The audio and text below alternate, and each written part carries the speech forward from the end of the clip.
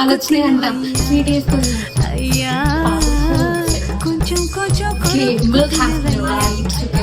అయ్యా నన్ను కొంచెం మై జీతో ఫేవరెట్ వర్క్ తెలుసా, ఏదైనా అట్లా చికెన్ మటన్ ఇలా ఉన్నప్పుడు టచ్ చేసే ఫీల్ ఇష్టం, తినడం ఇష్టం ఉండదు. ప్యూర్ చికెన్ కొంచెం అమెరికా రావడం లేట్ అయింది.